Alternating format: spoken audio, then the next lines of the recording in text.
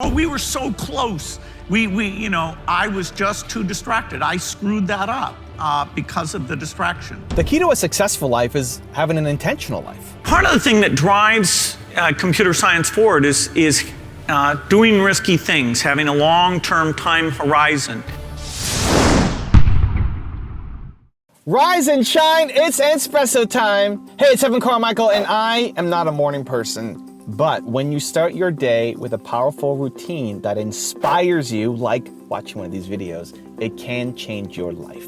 So let's start your day off right together. Grab your coffee, know that I believe in you, and get ready for a shot of espresso with Bill Gates. I wake up every morning. Espresso keep me going. I wake up every morning. There's no doubt that the antitrust lawsuit was bad for Microsoft, and we would have been more focused on creating the phone operating system. And so instead of using Android today, you would be using Windows Mobile. If it hadn't been for the antitrust case, Microsoft would have gone, oh, we were so close. I was just too distracted. I screwed that up because of the distraction. And we were just 3 months too late with the release that Motorola would have used on a phone. So yes, it's a winner-take-all game. That is for sure. That now nobody here's ever heard of Windows Mobile. But oh well. And I wouldn't. That's a few $100 billion here or there. I wouldn't have retired as soon. And that one is less. I am disappointed that Windows Mobile didn't succeed. But in terms of my own life, even though it was a very painful thing because I got very personally involved in the defense of the company, the fact that I retired earlier probably net was good for me because I got down the learning curve on the foundation. I got to partner with Melinda in the early days of the foundation. And I don't have a life where I'm allowed to complain because basically, only 99% of things have worked out very, very well. The key to a successful life is having an intentional life. We all have the same 24 hours in a day, right? You've heard that. You, me, Bill Gates, Oprah, everybody. We got the same 24 hours. What's the difference? Well, some people live their life with a lot more intention than others do. Think about how much time you waste. How much time do you waste on a daily basis? How much time have you already wasted today? How much time did you say you're going to spend doing something and then you just didn't do it? And how much time, look at the past year. Look back at the past year. And think about how many days have you wasted? And the point of that isn't to look back and feel negative and beat yourself up and say, I suck as a human, I'm never going to make it. The point is to use that pain as inspiration going forward, to start to make the days count. Start to make the days count. How do you do that? By having intention. The background on my cell phone says, remember your intention. I try to every morning set an intention for the day. Like, what's the intention for today? So today, what am I doing? I'm making YouTube videos. Today's a Tuesday when I record my videos. I want to make videos. And that's how it would start. I want to make videos. Okay. But I want to make videos that count. I want to make videos that do something. I want to make videos that spur people to action. I want to be proud of the thing that I'm making today. I want to make videos that change people's lives. I want to make videos that people will look back on and watch it again. I want to make videos that motivate somebody to lift them out of their life that they feel stuck in and do something. I want to make videos. Have you noticed how my voice changed as I said that? Do you think I'm going to show up with a lot more intention? Do you think I'm going to make better videos? Do you think I'm going to waste less time during my day showing up with that kind of intention? Of course. And that's the difference. We feel like we don't have a lot of time. You have time. You just need to stop wasting time. You need to be a lot more intentional with your time. And that applies to your business, your relationships, your personal health, all of it. Think about how much time you spent, if you're in a relationship, how much time did you spend with your significant other? And you could say, oh, hours. But how much time actually counted? I firmly believe that 25 minutes of quality time is worth way more than 3 hours of sitting in front of a TV watching Netflix. It's still time together, but it's not time together. It's not quality time. And what you want to do is have intention so that as much as possible, every day is quality time. Now, everybody makes mistakes. I still make mistakes. There's been moments today that I haven't been intentional. The game is to try to bring yourself back to that as soon as possible. Because the more you can live your life with intention, then you're building the life of your dreams. You're building the life that equals success for you, whatever that means to you, whatever your version of success is. It's possible, it's attainable, but only if you're intentionally going after it. Okay, so that sounds great. Now, how do you do it? I want a successful, intentional life. Evan, how do I do it? Great. Let me give you 3 strategies to help you. Step number 1 is to actually define what success looks like for you. One of our biggest problems, I think, as a collective is we're chasing somebody else's version of success. You look at what Bill Gates does, you say, oh, I want to be a billionaire. And then you look at what your mom did, and say, oh, I want to be a mom like my mom was. And you look at all these other people. I want to have a body like The Rock. I want to do all these things. It doesn't mean your version of success. What do you want? Like, what does success actually look like to you? Not what your parents want for you or your friends or society or whatever's in your Instagram feed today. Like, what do you actually want? Get super clear on your health, on your relationships, and on your business or your career. Like, what do you actually want? What does success mean to you? Okay, that's step number 1. Step number 2 is understanding that success is habits. So it's not just about reaching some goal, it's about the habits and the person you become to reach that goal. So habits then become in your calendar, right? So what are your daily calendar habits gonna be? What are the steps you're gonna take? You can say that you wanna be rich like Bill Gates, great. What are you gonna put into your calendar to actually go off and accomplish it? Where are you spending time on your business? You say you want to have a great relationship. Great. Where are you spending time on your relationship? You say you want to have great health. Awesome. Where are you spending time working on your health? You have to put it in your calendar. I like to say that your actions have to map to your ambitions. You have ambitions. Great. Ambitions alone don't mean anything. What are your actions? But actions alone are meaningless too. You can wander in a million directions. Those two have to map, right? Your actions map to your ambitions. You want this life. What are the actions that'll take you there? And having them consistently in your calendar. You could say, I can't tell you how many people I work with who want to start a YouTube channel. Great. I love it. Hey, I'll help you. I'll give you the guidance, we'll give you the wisdom. Join Movement Makers or whatever the program, or there's lots of free videos out there too. Where in your calendar are you going to spend time making videos?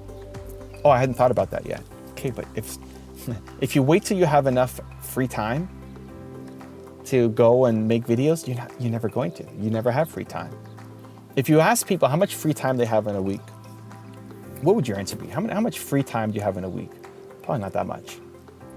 But then if you ask the same question of how much intentional time have you spent this week, it's also not that much.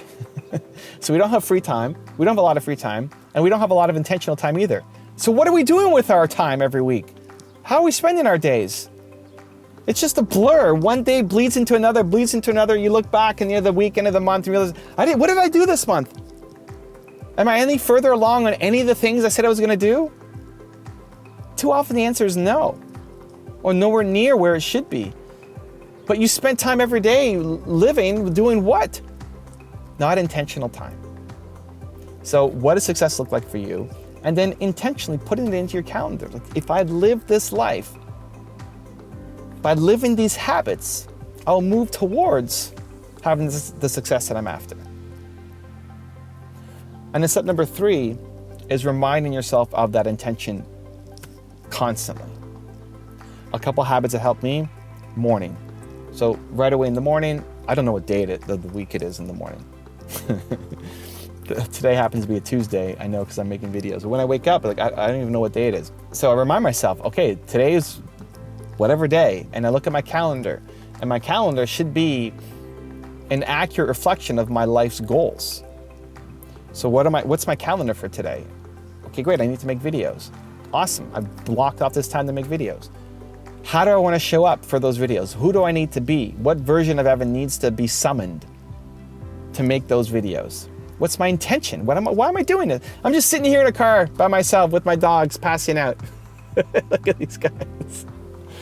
I'm just sitting here in the car. I'm trying to change the world here, guys. So that reminder of the intention really matters, especially to start your day in the morning. Oprah Winfrey calls it to center yourself. So she spends 5 minutes every day centering herself. And she says, if you don't have 5 minutes a day to center yourself, you don't deserve the life of your dreams. It's 5 minutes, center yourself. What are you trying to accomplish today? And then having different triggers For me, it's a cell phone background. It says, remember your intention. So every time I pick up the phone, the film, it says, remember your intention. Yes, right. Because it's so easy to get distracted, and it's so easy to lose focus, and it's so easy to just waste time. It's so easy to say, oh, I'm just gonna do this thing, and then 2 hours later, you still haven't gone back to the thing you were supposed to be doing in the first place. Because even if we set the intention in the morning, it's not enough. It's a great start, but it doesn't last. It's not enough. There's too much going on. There's so many distractions in our day-to-day life. It's not enough. It has to be constant. So this is where a lot of people will let themselves down, is that, well, they set the calendars, they define success. Great, what does success look like for you? You define it, amazing. You created a calendar, okay, awesome. We don't stick to the calendar. You set the intention in the morning, great. You feel it for maybe 20 minutes, an hour, 2 hours. And then it falls off and you say, oh, it didn't work. No, you just lost intention. This is a daily practice. It's a more than daily, it's an hourly practice. Check in with yourself every hour, especially at the beginning, to train yourself. What's my intention? And especially when you're switching tasks.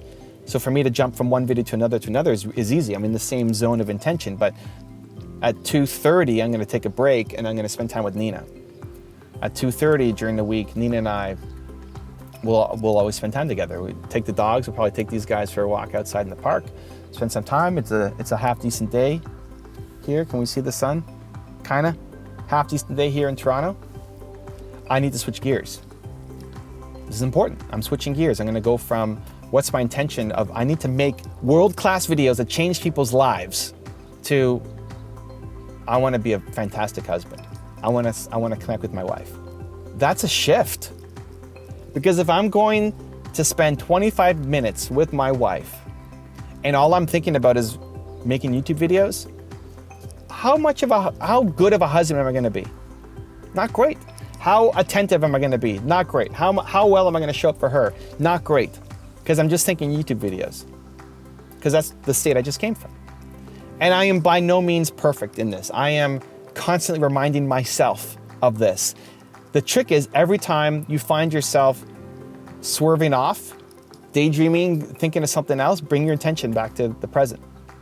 And anytime you find yourself switching to a task, ask yourself, what's the intention I need to bring to this?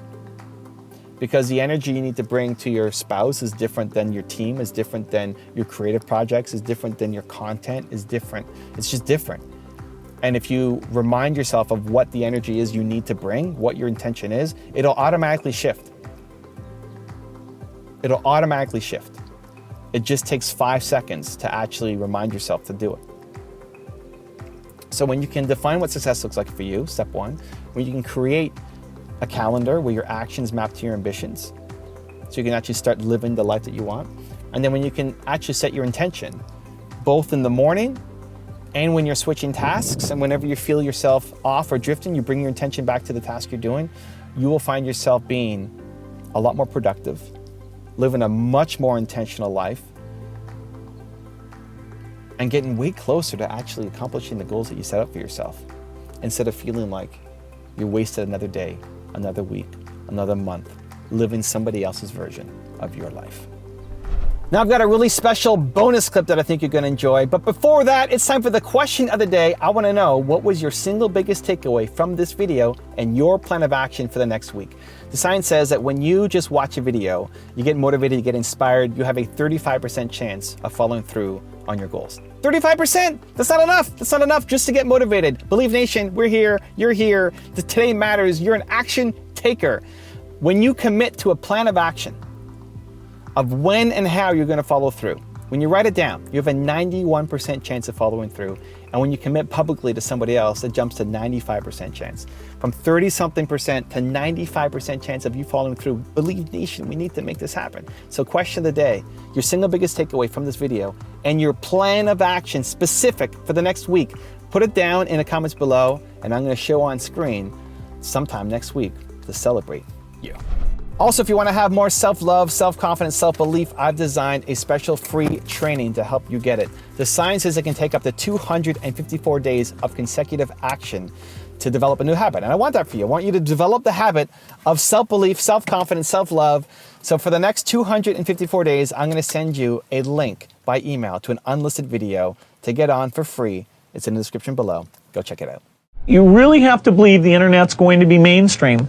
A lot of people are going to get out there and use it. When you have the level of success that we've had, when you have a business that's important as this with this many competitors, you're going to have people saying some nasty things.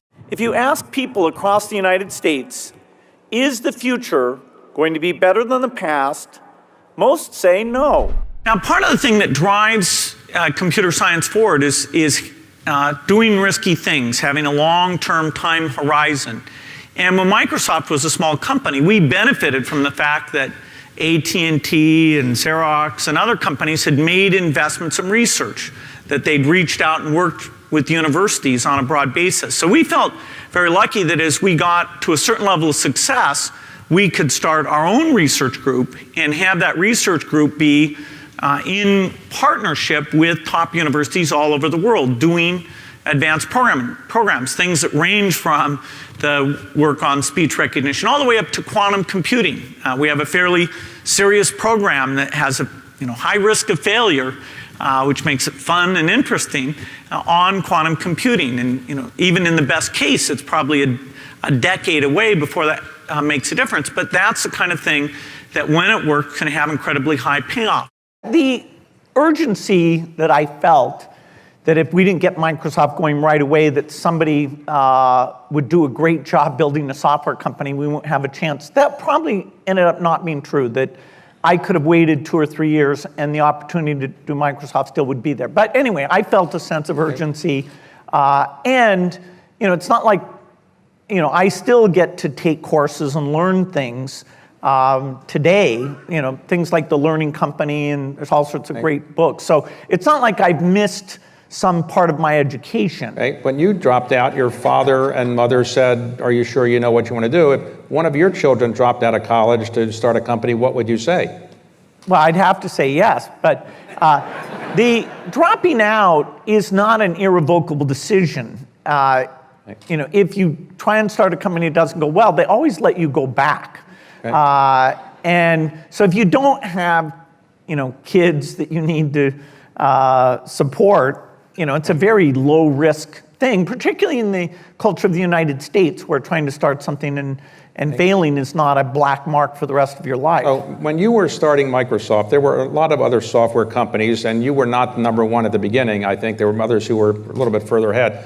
What was it that enabled you to beat everybody else out in the software business? Was it Bill Gates? Was it something else? What was the unique factor that made you the most successful? Yeah, we were actually the first. But there were companies, and they were all kind of single product companies, who got ahead of us in terms of sales. By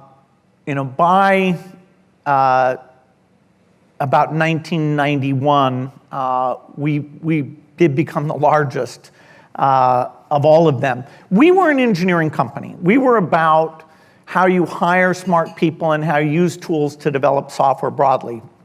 We were global, and we weren't about a single product. So for example, WordPerfect was a word processor, somebody might remember.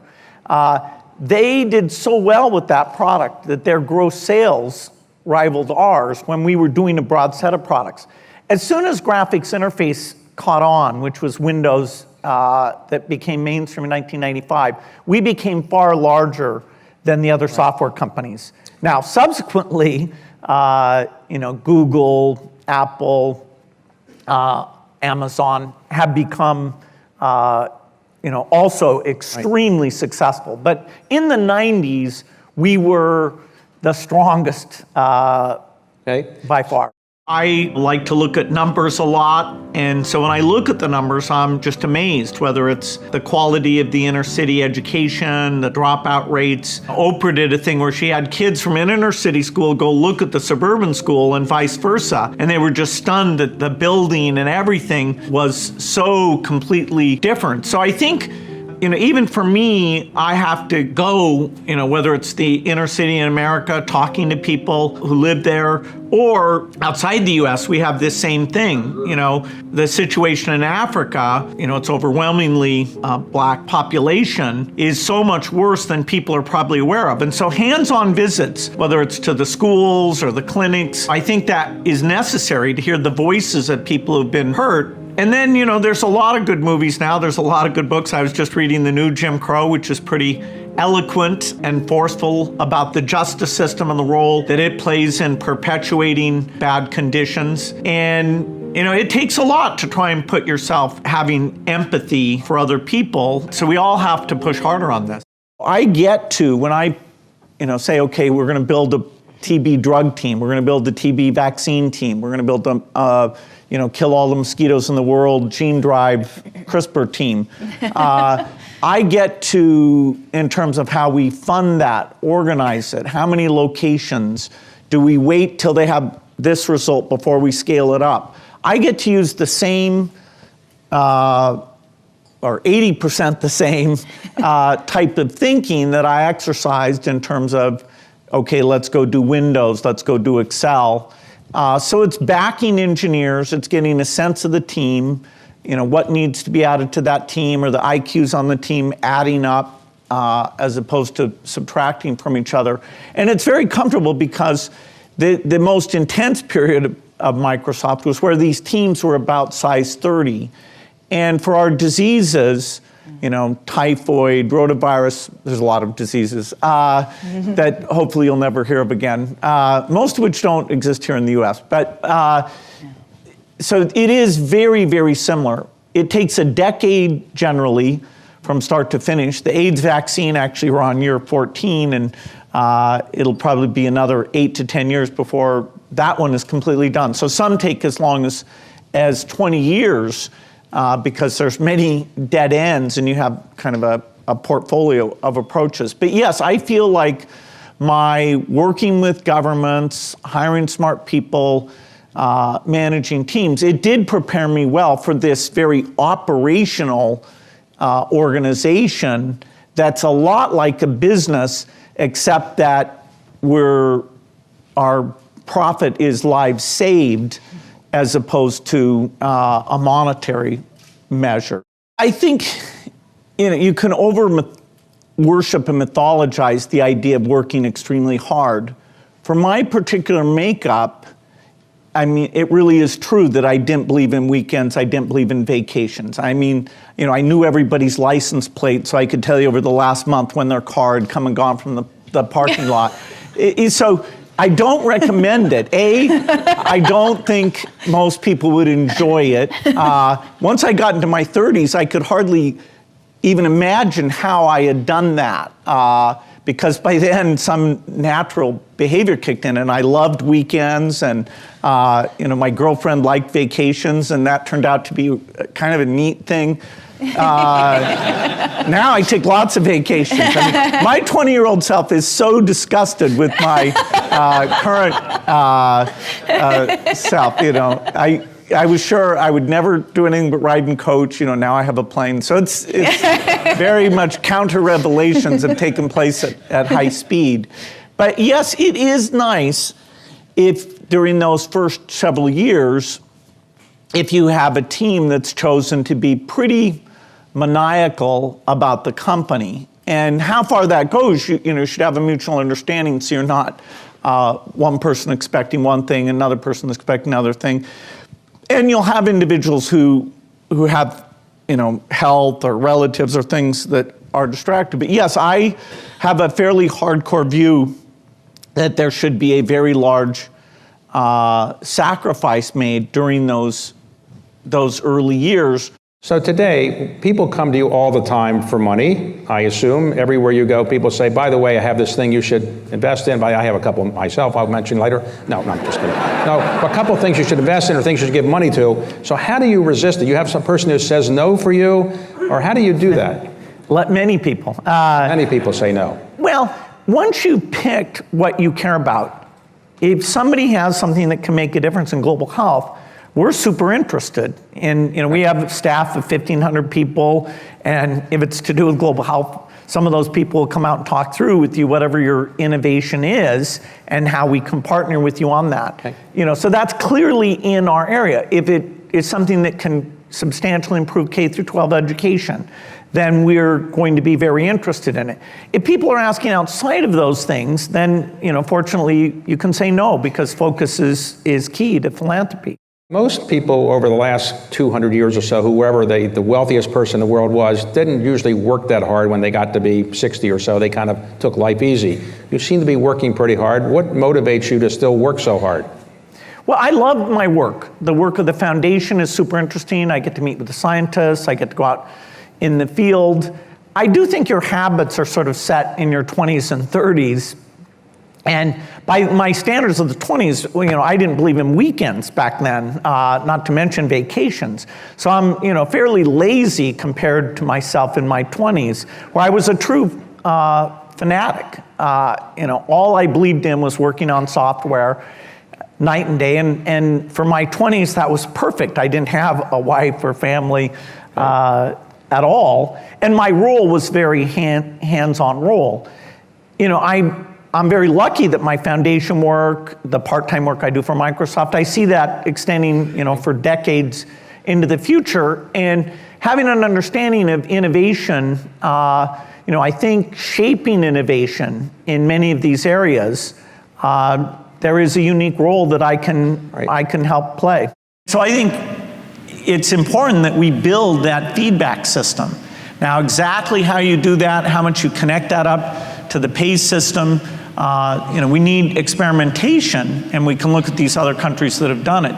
There is a move afoot to do some of this, but whether the investment levels be enough to make it high quality, and whether there'll be kind of high stakes that overuse the test scores for this stuff and will sort of hurt its reputation, it's hard to say at this point, but I'd say it's giving more feedback to teachers would be the very first thing that would get us back up to being one of the best in the world. If you ask people across the United States, is the future going to be better than the past? Most say no. My kids will be worse off than I am.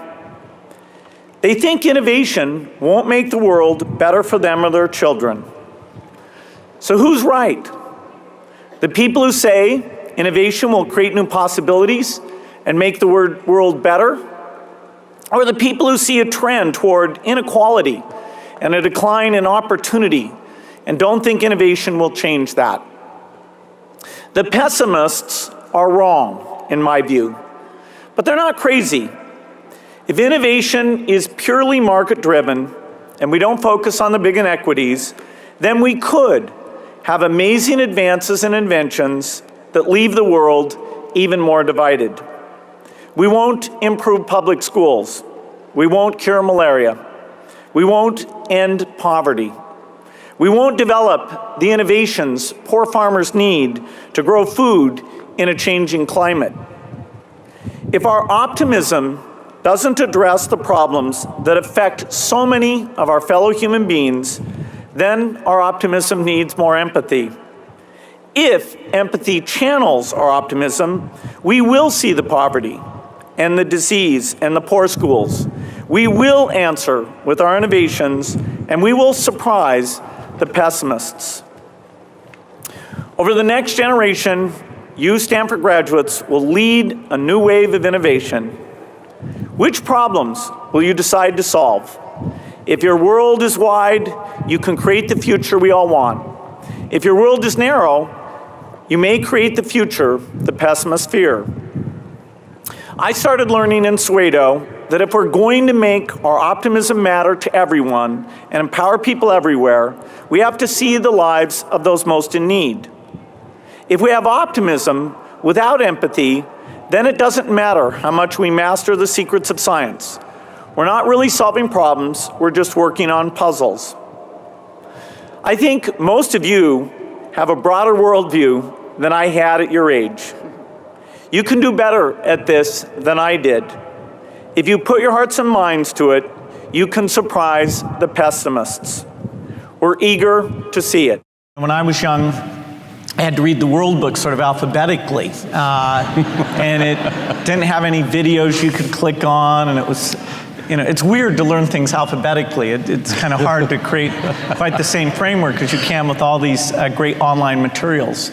And so I think the empowerment now, you know, the opportunity to see what's going on, whether it's in fields of science or in places that are far away, including else most in need, it's never been so great. It's a wonderful time to be a student.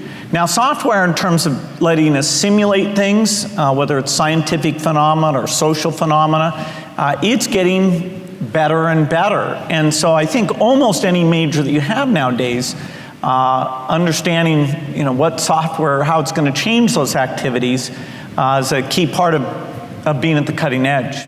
Yeah, if you want to have impact, usually delegation's important. Although, individual contributors in terms of inventing a drug or a new approach to things, that's phenomenal.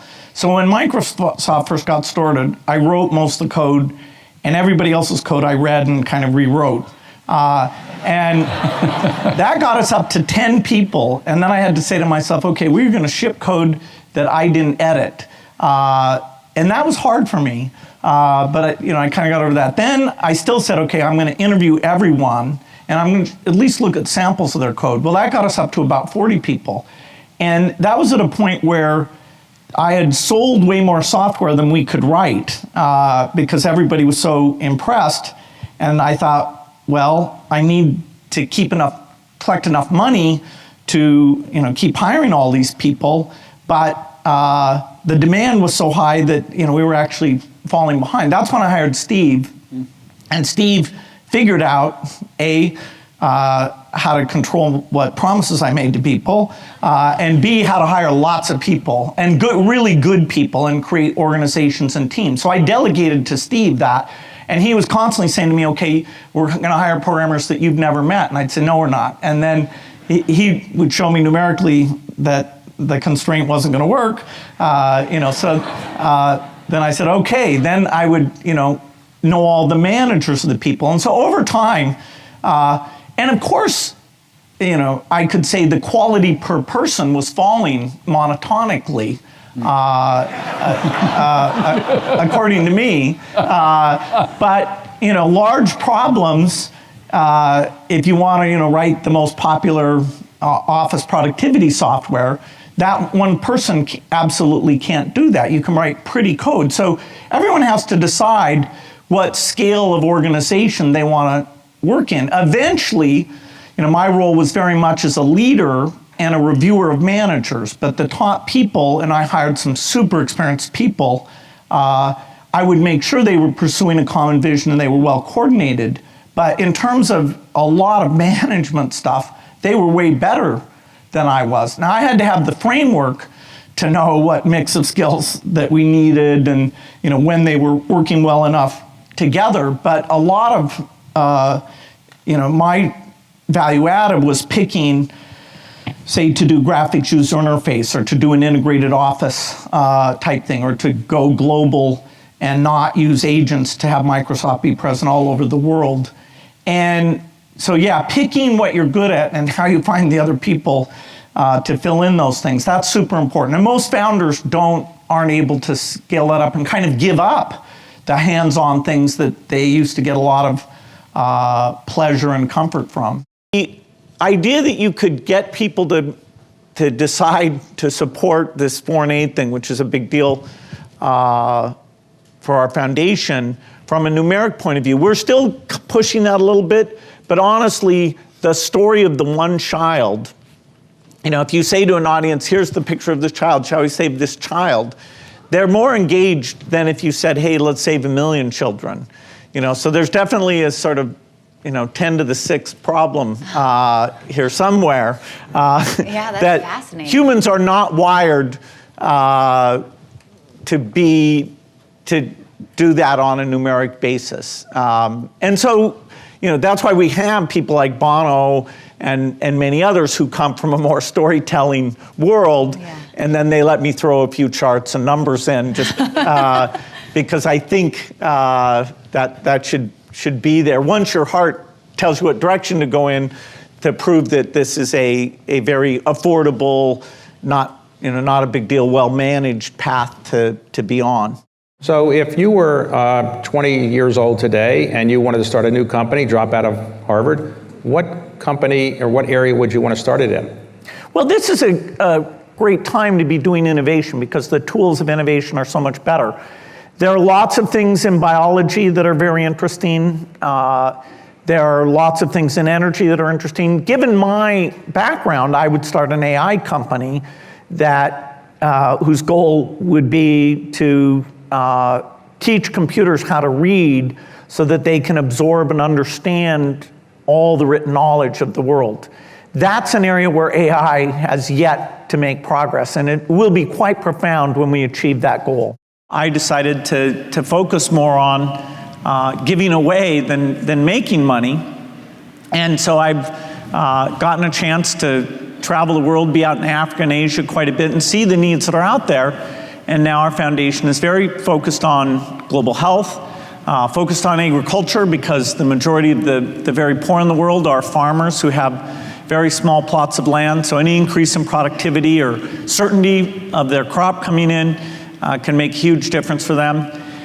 And you might think of a career in software, selling to people who can afford personal computers, and now the career at the foundation is being very different.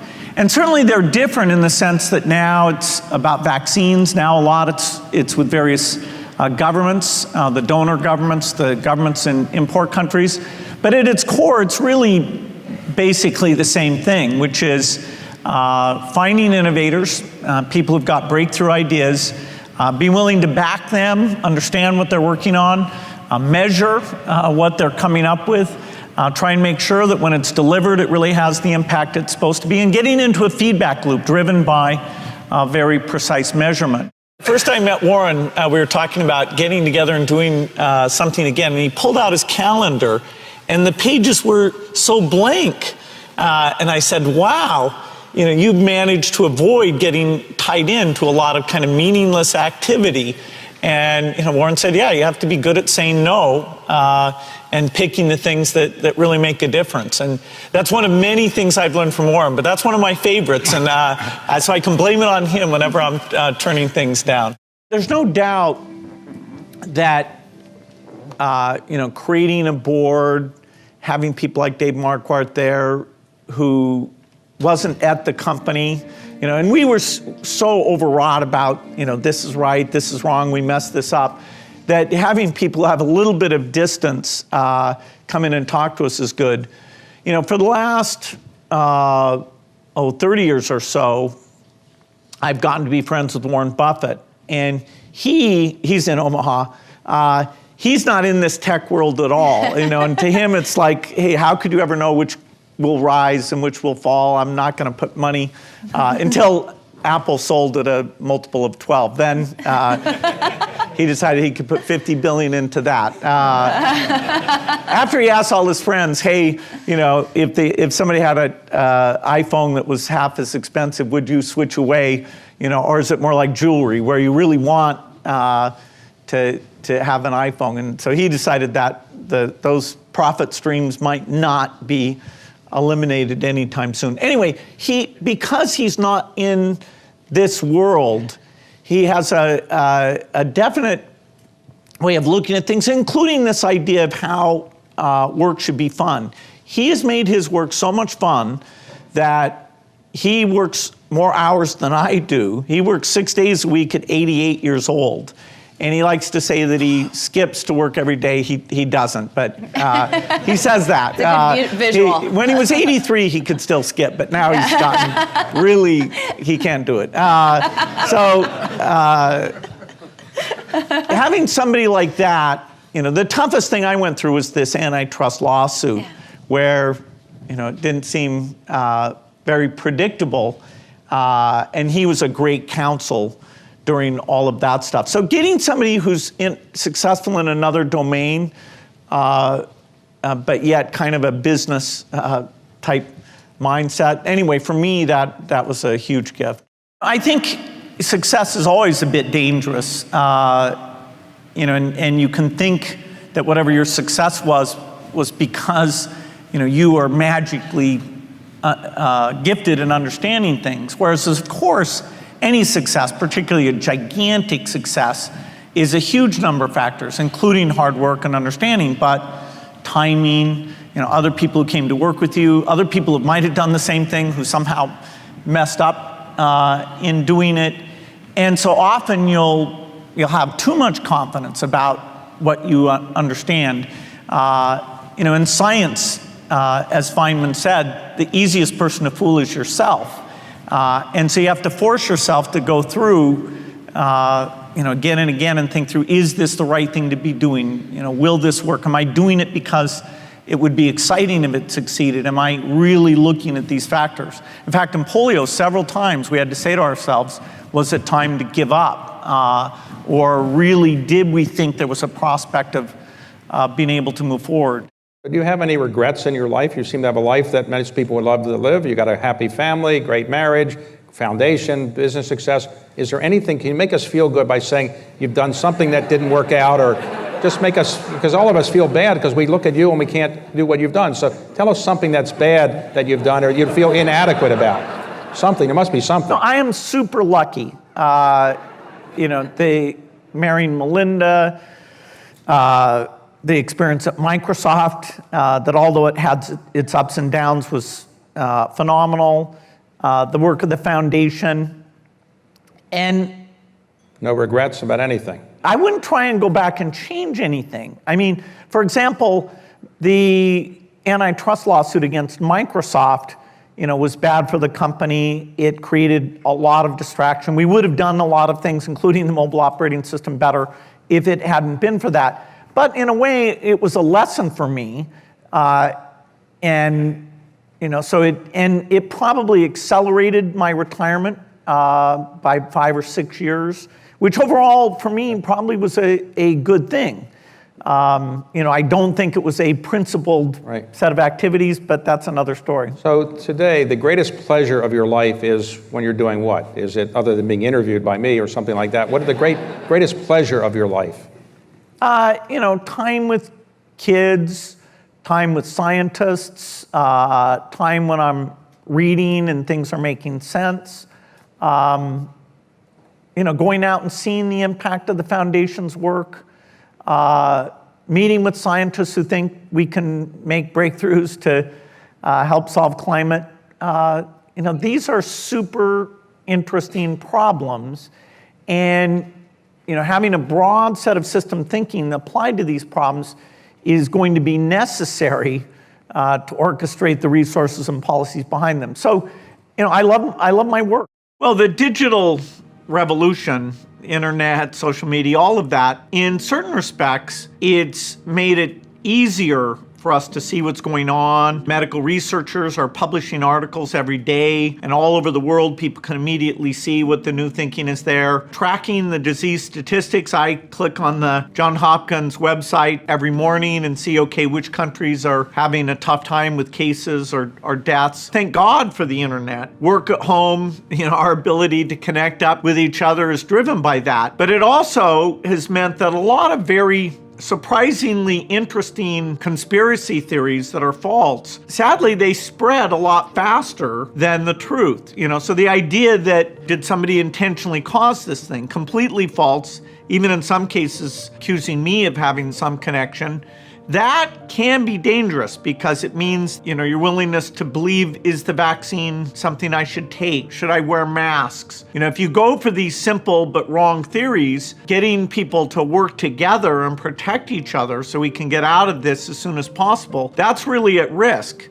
You raised the question of how should the government deal with that. It's very difficult. Ideally, citizens are just well informed and they know which publications are very careful about what they say, and we don't have to engage in censorship. But so much of the almost crazy false information is out there that looking at the companies like Facebook and saying, okay, what is their role in that? When somebody says masks don't work, which is wrong, or they say just take hydroxychloroquine and you'll be totally safe. What is their responsibility for catching those things, particularly when they get out to large numbers? That is being debated. And, I think we'll come out of this with those companies feeling a stronger sense of responsibility and actually understanding, having the public debate about how they need to help here. Certainly during the time I was at Harvard, I wasn't sure what I was going to do. The idea that software was this field that the opportunity was unbelievable. That became more obvious during the 3-year period I was here. But my dad had been a lawyer. I thought of mathematics, like doing well in the Putnam. That was the coolest thing.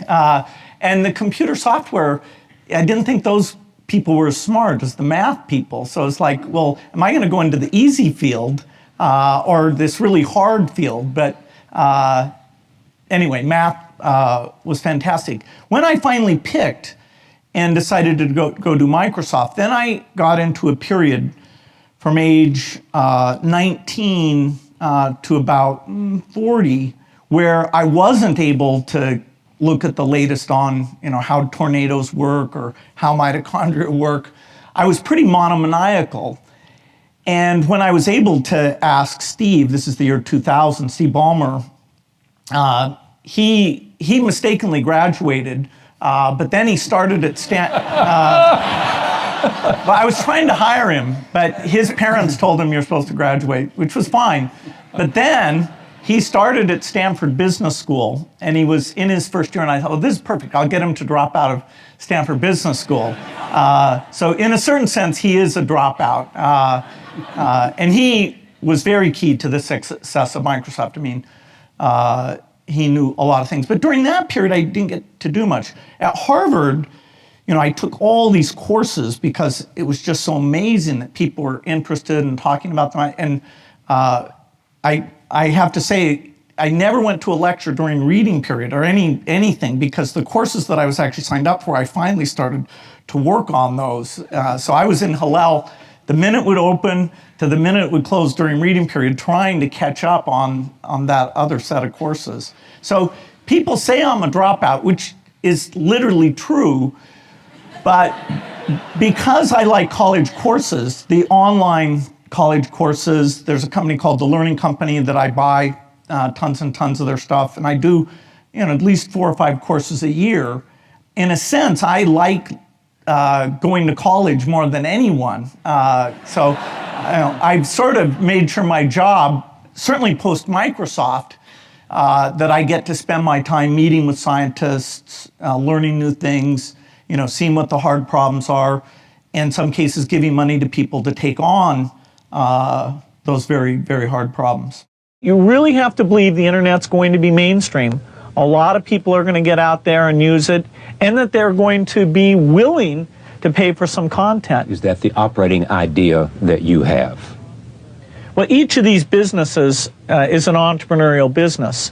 The overreaching theme is that, yes, I believe in the internet. I believe it'll get increasingly popular, and we're doing some neat new things to take advantage of that.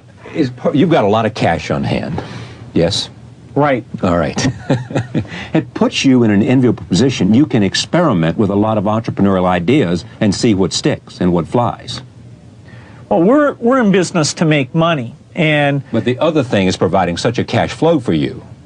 Well, it all belongs to the shareholders. Yeah. We're not dilettantes. No, I know. We are business people, and it is true that if you find an idea that requires 3 or 4 years of improvement and patience and really sticking with it, that we're very good at that. Take Windows, which we bet our company on. Everybody doubted that would succeed. IBM did not support us in that. It took longer than we expected, over 4 years before finally graphical interface got popular, and now people take it for granted. It's part of every personal computer, and you just expect it to be there. That was one of the grand successes of the company. In the same way, we're betting on the internet, that our tools there will be popular, and that a few of these content plays that we've decided to get involved in, that the scale and the users will make those into great businesses. We also are big believers in United Way and what goes on there, and that's more at a business level. We sort of think every business ought to do that as a basic thing, because social services, we think, deserve particular priority in terms of drawing employees in to help the community. And there's ways to take those fundraising things within a company and have contests and comparisons and great stories, get the word out, make it fun, make it easy. It's just a piece of email. The easiest thing to do is click and say you want to give your fair share, and then we send you no more email. So we've made it the easiest thing to do is participate. In terms of individuals, it's quite different. You can take and give to groups like United Way who are really thinking about everything in the community, or you can find things, and most people mix this, you can find things that you're particularly interested in, that you know about, that a relative benefited from, or that you want to go and volunteer in.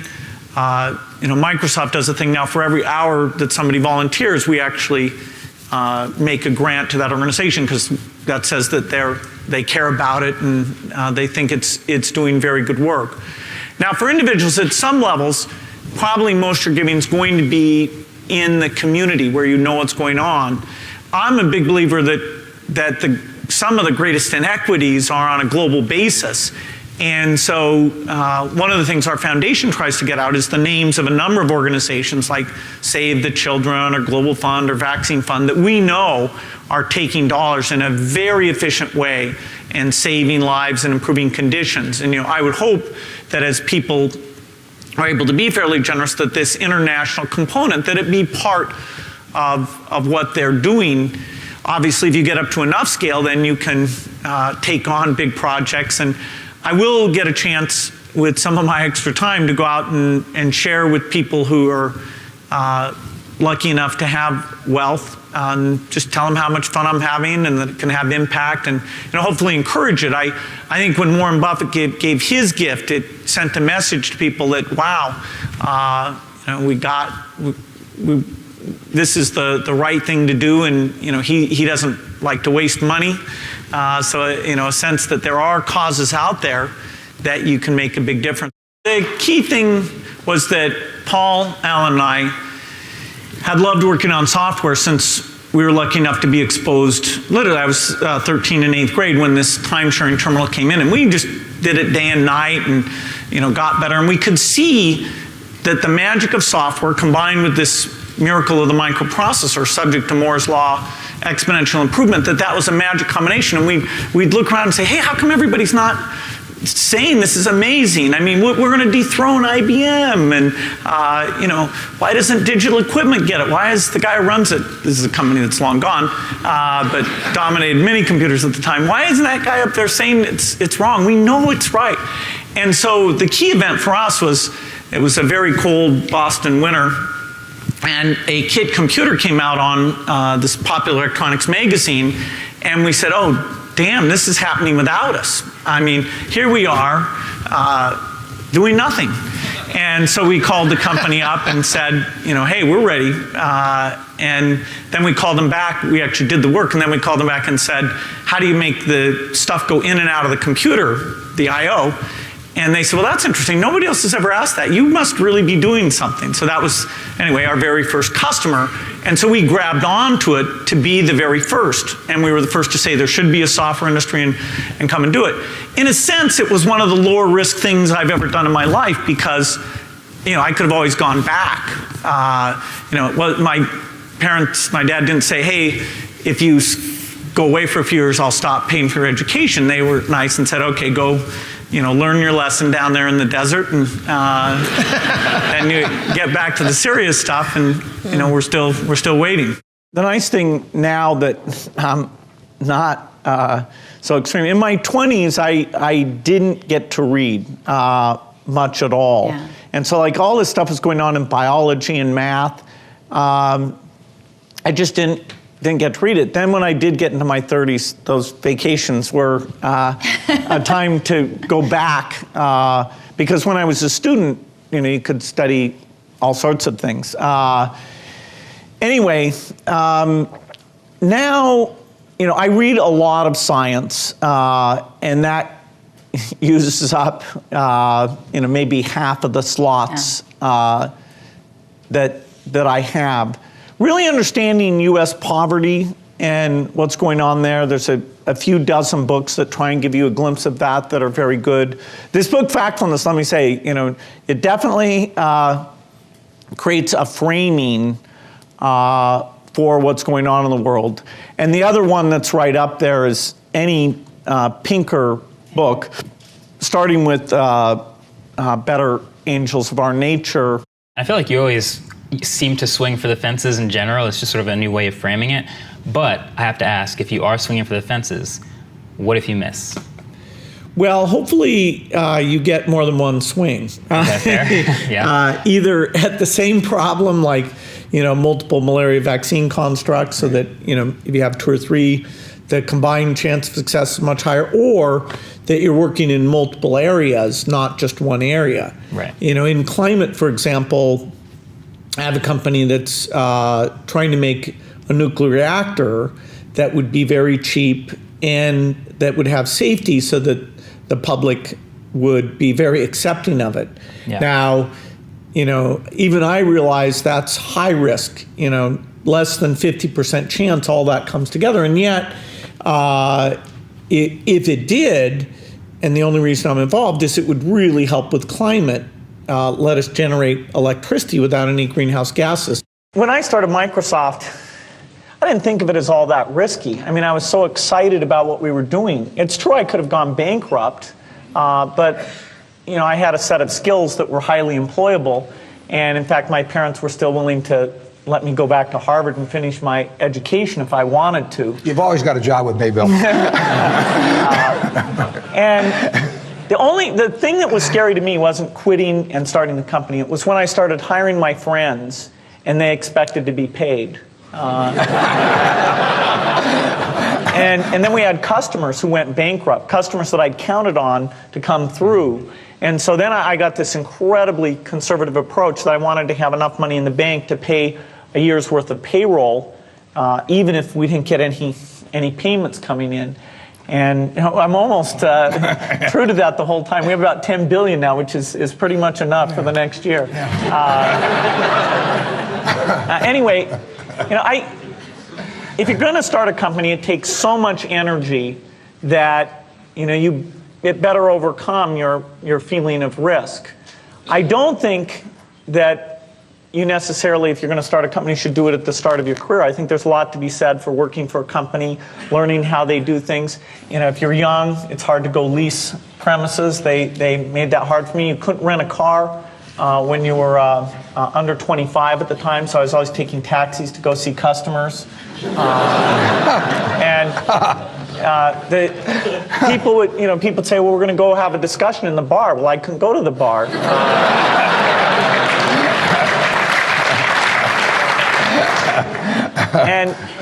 But that's fun, because I'll tell you, when people are first skeptical and they go, this kid doesn't know anything, then when you show them you've really got a good product and you know something, they actually tend to go overboard and they think, whoa, they know a lot. Let's really do an incredible amount with these people. So our youth, at least in this country, was a huge asset for us once we reached a certain threshold. It is hard. It's hard to hire older people because they'll be a little bit conservative about whether they should come and take the risk. And it took 3 or 4 years before we could go out into the normal sort of employment pool. But those problems that come with starting a firm, you better think of those as part of the pleasure, part of the challenge that is part of the excitement.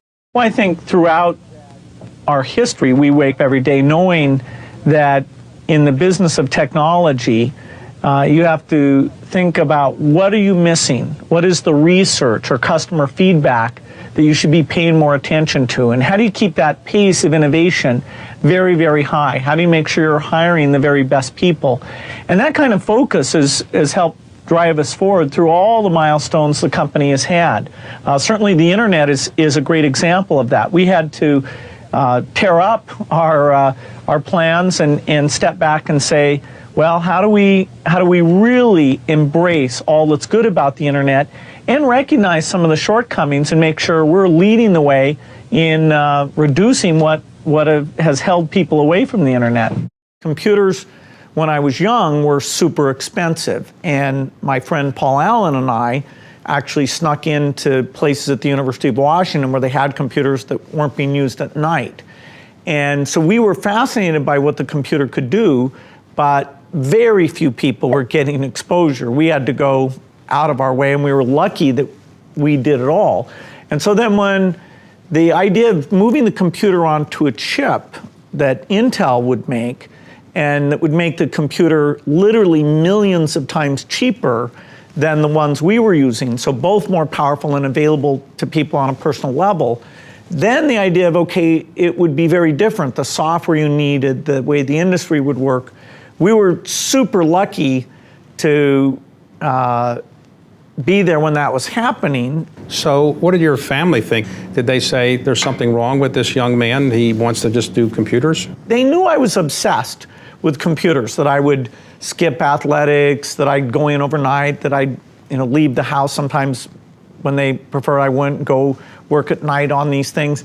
And so it was kind of considered a little strange.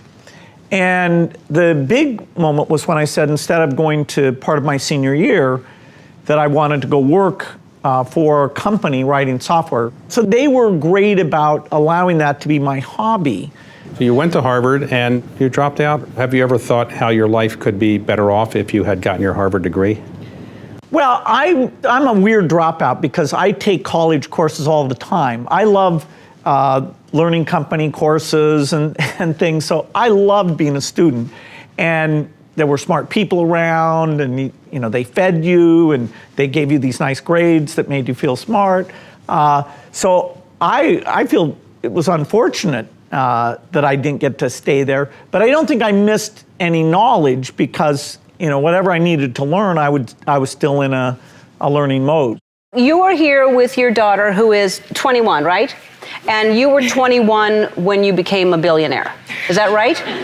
Almost, yep. All right, so around that age, you were like the youngest person to become a billionaire. Is that right? Yeah, in terms of my own, earning it on my own, yeah. Right, okay, so, well, it's just the most important thing, yeah. So, when you were a kid, did you care about money, or you just cared about technology and it just happened? Mostly I love software. I do remember at the private school I went to, there were other kids whose families were better off, like they had a Porsche or something, but it wasn't that big of a deal. My thing was that I just loved doing software, I loved hiring people, and I was stunned when it ended up being so valuable. Really? Yeah. It surprised you? Yeah, because I always had to be careful that we wouldn't hire too many people. I was always worried because people who worked for me were older than me and they had kids, and I always thought, well, what if we don't get paid? Will I be able to meet the payroll? So I was always very conservative about the finances. And then when we did go public, what was I, 30 by then I was kind of stunned at what it multiplied out to. Well, education is essentially a social construct. It's not that the universities have secret knowledge that only they have available. I took, these numbers won't make any sense anymore, but the hardest freshman math class was called Math 55. I assume it's not called that anymore, but it was a group of it was a group of 80 people whose personal positioning was they were the best person at math that they had ever met. So there were 79 frauds. One person who really was the best at math. The guy who came in first in the class is a lawyer in New York now.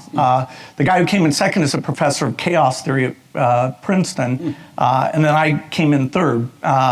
So I knew, okay, math, geez, that's interesting. Anyway, I didn't take physics 55, but I read the Feynman book. And so if you're motivated, seriously, you don't have to take a course. The Feynman book, if you're hardcore, just read the Feynman book, do the problems. You want to learn to do software? Read The Art of Computer Programming. Good luck doing the problems, but anyone that's rated 30 or harder is like super hard to do. And so a MOOC, in a sense, doesn't change what counts. It's always been in the textbook, but the percentage of students who just buy textbooks and read them and know the subject is vanishingly small.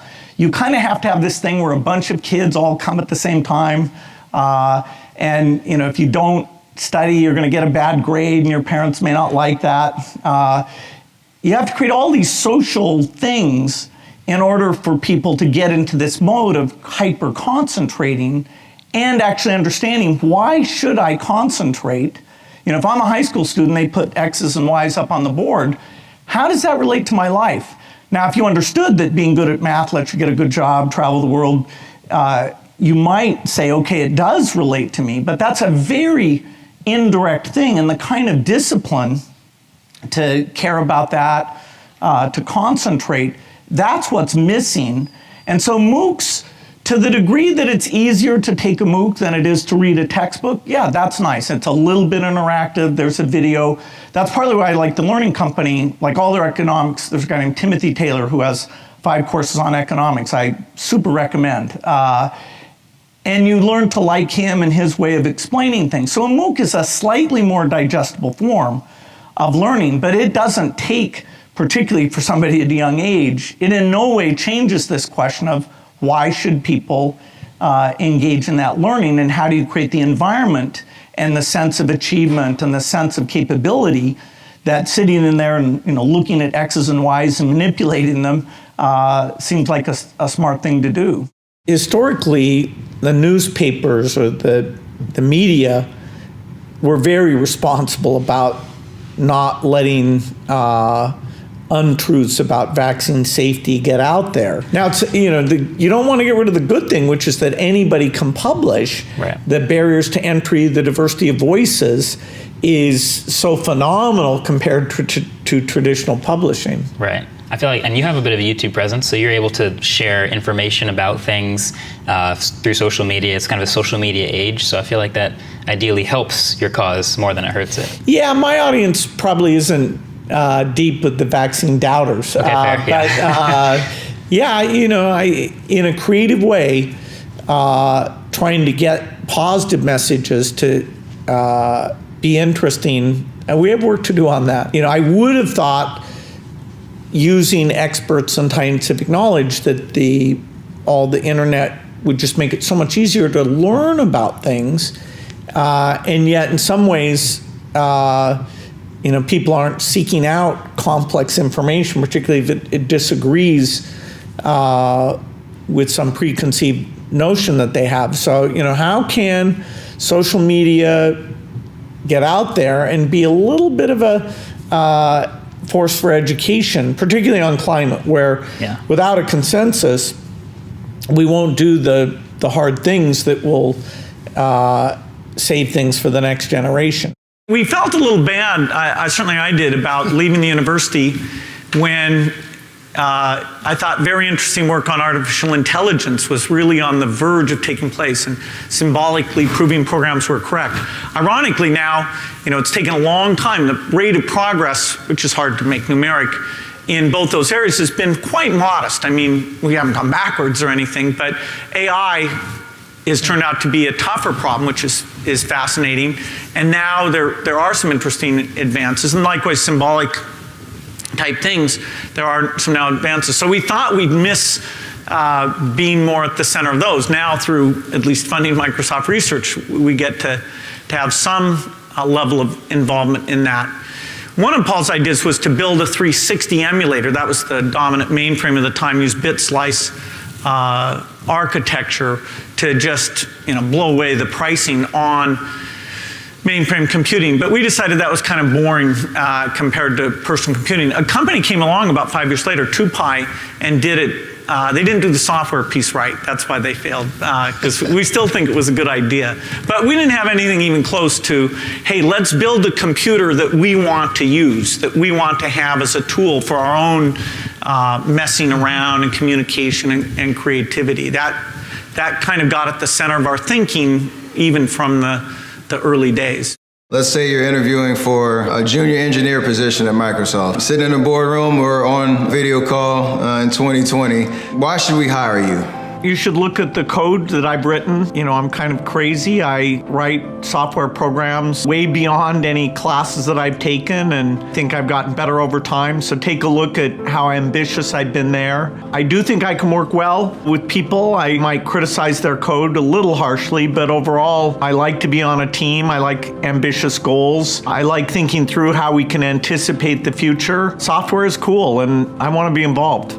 How would you define your strengths and your weaknesses? How you can, incorporate those into a team kind of aspect? Well, I'm not somebody who knows a lot about marketing. I wouldn't enjoy being a salesman. For a position where you're actually creating the products and thinking through what those features should be, I'm fascinated by that. I've followed the history of the industry, read about the mistakes that have been made. So product definition, product creation, very strong. If you have a team that understands the customers, the sales, the marketing, I'm not going to bring that, but I would enjoy working with them.